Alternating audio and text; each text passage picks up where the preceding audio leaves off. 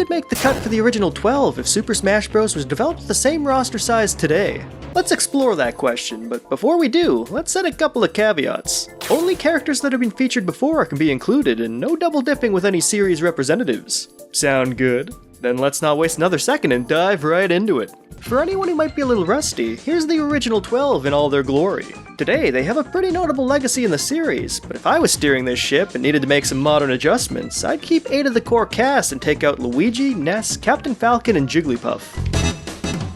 Jigglypuff and Luigi are shuffled off thanks to our double-dipping clause, while Ness and Captain Falcon would skedaddle on account of their series being less prominent today. In their place, I contest that Olimar, Wario, Marth, and Inkling would be suitable replacements. Pikmin, WarioWare, Fire Emblem, and Splatoon are much bigger franchises for Nintendo compared to F-Zero and Earthbound, so their reps seem like sensible inclusions.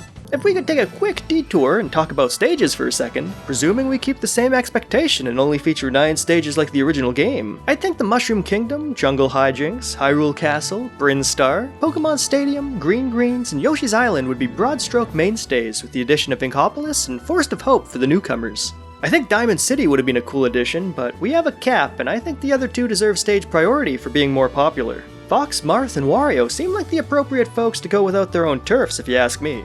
Fox has historically had a stage in every entry, but with this rewritten history, his franchise is on similar grounds to Ness and Captain Falcon. Marth is also no stranger to staying in a foreign land for his debut, so that tradition can stay. I'd say that sounds like a solid selection, but what if we scaled up to what a modern entry could likely pull off at launch?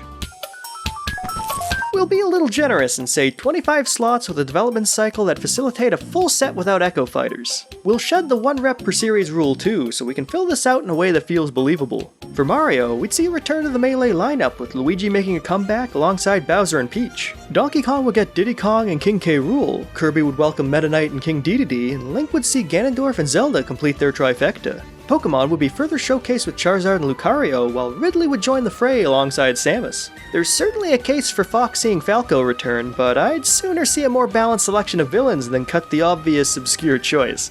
Anyway, Wario, Inkling, Olimar, Yoshi, and Marth would also hold steady at 1 member each, and to top everything off, we'd welcome Animal Crossing to the party with Villager. All of that seems good to me, but what do you think? Hit me with your thoughts down in the comments and we can kick off some discussions from there. Thanks for watching, folks and friends. Since you've come this far, I'd like to pose an additional question for you. If you could add 1 character to the proposed Melee lineup, who would you choose? And more importantly, why do you think they should make the cut? Consider me curious to see what you might say. I think Pit and Palutena are pretty glaring omissions, but it had to be done